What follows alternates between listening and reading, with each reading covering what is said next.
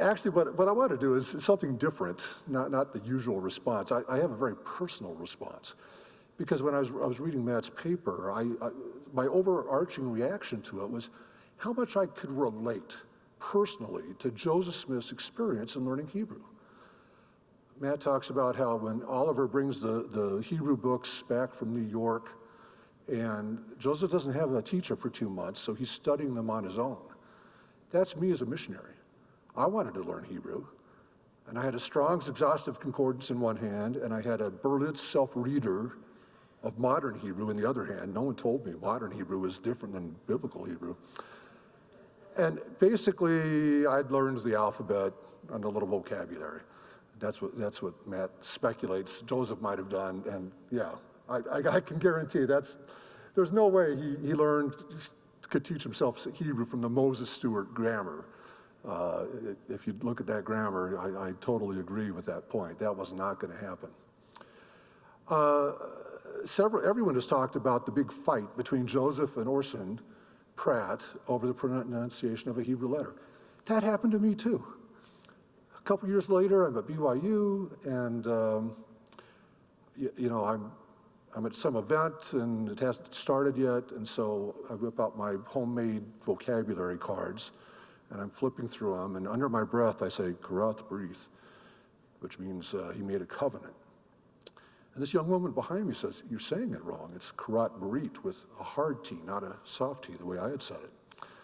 Now, this young woman behind me was a native Israeli. I mean, Hebrew was her native language. So if I had any sense, I would have thanked her for the correction and gone to my next card. But I was a young kid at BYU. I didn't have any sense at all. So I got into a big argument with her. We argued for 3 or 4 minutes. Neither of us persuaded the other. And in retrospect, it was a silly thing to argue about. We were just coming from different, backgrounds. I was studying Thomas Lambden in the Western academic tradition, which was more historic, and she was coming from a modern Israeli Hebrew point of view, and that T in modern Hebrew is always hard. She's right about that, but historically, it was spirantized and pronounced like a Greek theta. And so, we were both right from our own perspectives. But I'm kind of glad that argument happened, because I've always been able to really relate to what happened with Joseph and Orson. And I'm fine with them having that argument. They were passionate about it. They wanted to learn. And good for them for arguing about it, even if they had no way to resolve the argument. They didn't know who was right. Matt also talks about the unusual Sephardic transliteration system, which has meant that a lot of people have looked at what Joseph did with Hebrew and didn't recognize it as Hebrew. And the main example being Fawn Brody saying Nauvoo is not a Hebrew word in the first edition of No Man Knows My History, which she corrected in the second edition. I can relate to those people too. I can relate to Fawn Brody. And as I wait for the lightning to strike me, and it's not happening. Good.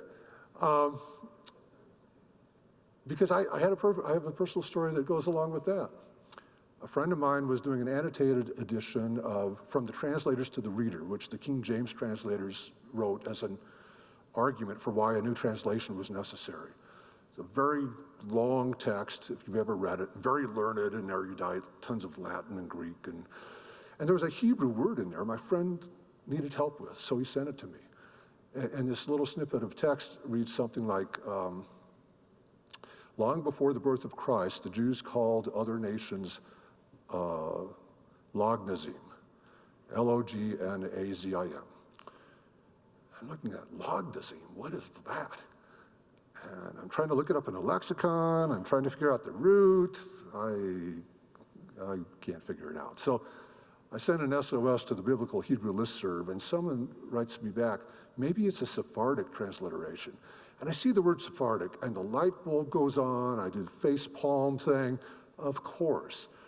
And I felt like an idiot, because I've got the Satius grammar at home. I know that transliteration system, but outside of the Mormon context, my brain just did not recognize that.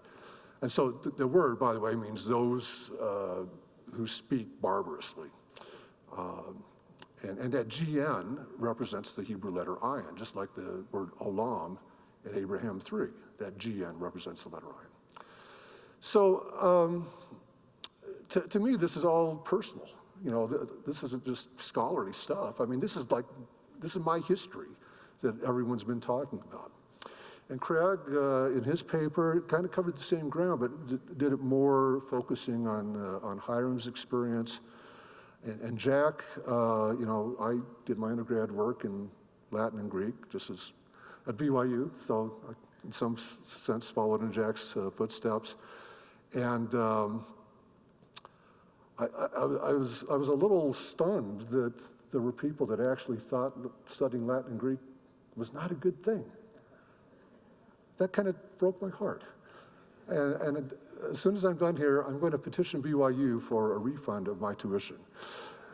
And that's all I have to say. Thank you.